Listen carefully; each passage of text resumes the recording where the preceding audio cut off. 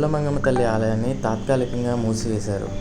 జిల్లా వ్యాప్తంగా గత కొద్ది రోజులుగా కురుస్తున్న భారీ వర్షాల నేపథ్యంలో ఏజెన్సీ జలదిగ్బంధంలో చిక్కుంది. ఏజెన్సీ గ్రామాలకు రాకపోకలు పూర్తిగా స్తంభించాయి.